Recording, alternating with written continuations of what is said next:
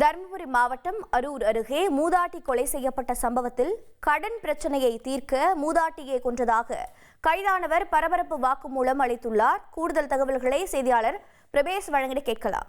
பிரபேஷ் வணக்கம். கைதானவரின் கடன் தொல்லைக்கும் அந்த மூதாட்டிக்கும் என்ன தொடர்பு? அவர் அளித்திருக்கக்கூடிய வாக்குமூலத்தில் கிடைத்திருக்கக்கூடிய தகவல் என்னென்ன?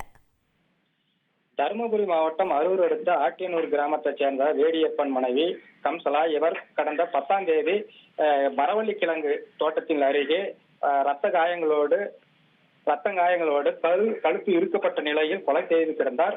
இந்த நிலையில் சம்பவ இடத்திற்கு வந்த மாவட்ட காவல் கண்காணிப்பாளர் மகேஸ்வரன் உத்தரவுப்படி அரூர் காவல் துணை கண்காணிப்பாளர் கரிகால் பாரிசங்கர், காவல் ஆய்வாளர் செந்தில்ராஜ் மோகன் ஆகியோர் தலைமையில் தனிப்படை அமைத்து தீவிர விசாரணை மேற்கொண்டனர். இந்த நிலையில் கம்சலாவை கொலை செய்தது அதே பகுதியைச் சேர்ந்த மூக்கன் மகன் முத்து என்பவரை போலீசார் கைது செய்தனர். இது குறித்து போலீஸ் தரப்பில் கூறியது, கம்சலாவின் மகன் குமார் என்பவரது நிலத்தை முத்து குத்தகைக்கு எடுத்து விவசாயம் செய்து வந்துள்ளார்.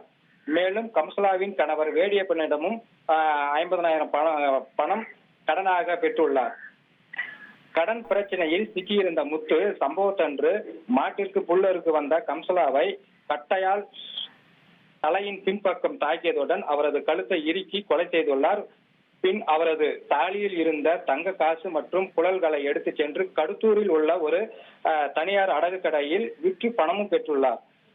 இதை அடுத்து காவல் நிலையம் வந்த முத்து போலீசார் விசாரிப்பதை அறிந்து ஆந்திரா மாநிலம் குண்டூருக்கு தப்பிச் சென்றுள்ளதாகவும் கூறப்படுகிறது. இந்த நிலையில் செல்போன் சிக்னலை வைத்துதான் தனிப்படை போலீசார் முத்துவை கைது செய்தனர். மேலும் முத்து மீது கொலை வழக்கு பதிவு செய்து சிறையில் அடைத்துள்ளனர்.